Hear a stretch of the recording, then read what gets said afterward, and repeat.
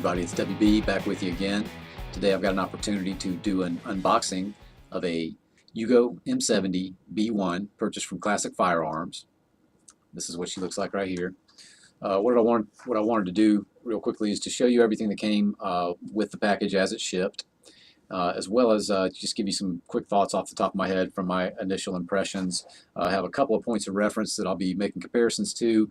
One is the Yugo M70 AB2 underfolder, which is very similar to this in most respects, as well as the Yugo NPAP. I had another unboxing video on that recently. I have a link to it down below. But among the other differences, that one has a collapsible buttstock on it. So I wanted to start by showing you everything that shipped with the package. Again, Classic Firearms, I paid $5.19 for it, $16 shipping, so I'm into it a total of $5.36 right now. This is what it looks like. It did not come with this magazine. This is a 20-round steel magazine that I just ordered a couple of. I wanted to try those out. I'm pretty excited about them. I'm hoping that they work reliably because I just kind of like the smaller profile of a 20-round mags in some cases.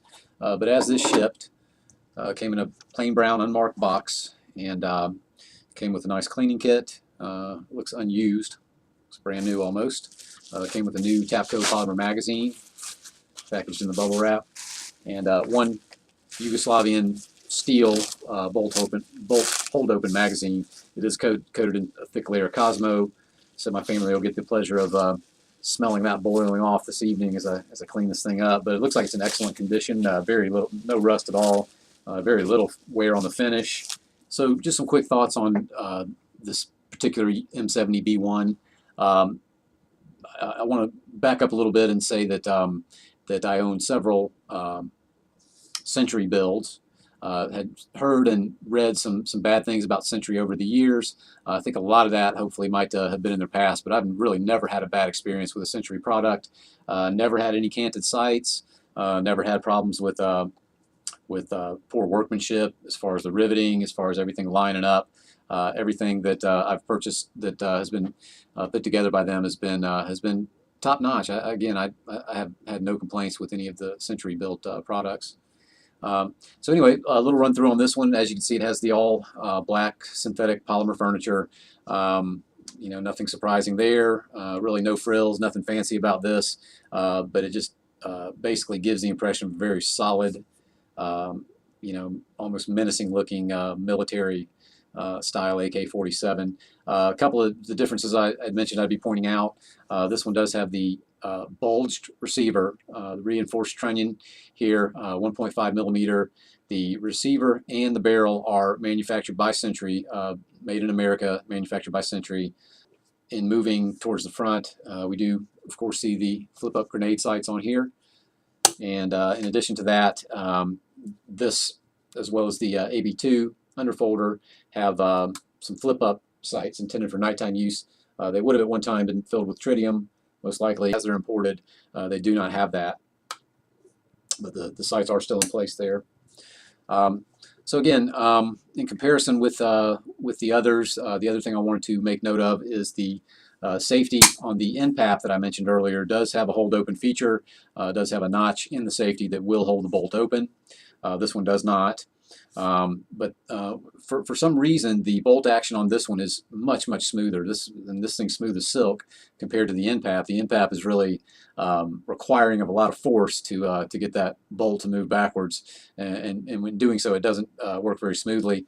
This one's smooth as silk, same as the AB2 underfolder that I mentioned a moment ago. Don't know why the difference is between the NPAP, but it is something worth noting. Now, additionally, on this one as well as the AB2 underfolder, it has a little button on the rear. My understanding is that the versions of the AKs that will shoot the grenades have this additional feature to keep the dust cover from blowing off when launching grenades with it.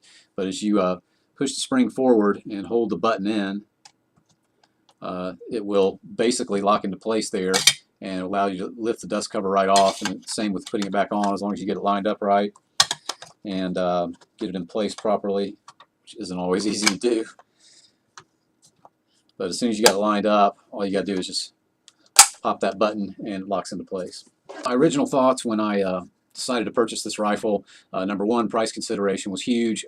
This thing, again, paid $519 for it. For the quality of this gun versus anything else that I've seen recently in a competing price category, I'd take this thing all day long and twice on Sunday. This thing is just, in my opinion, very, very solidly put together. And it's just a little tank. It's basically all go and no show. I will mention that Texas Weapon System has a second generation dust cover replacement with an integrated rail system on that, which will allow you to put optics as well as a rear peep sight towards the end of the receiver there. So that was my original intention. When in ordering this, I was planning on building it or actually making that one modification and pretty much being done with it. But in looking at this thing, I really just kind of like the simplicity of how it's set up.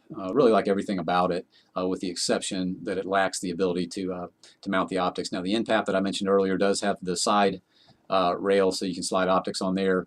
This one does not.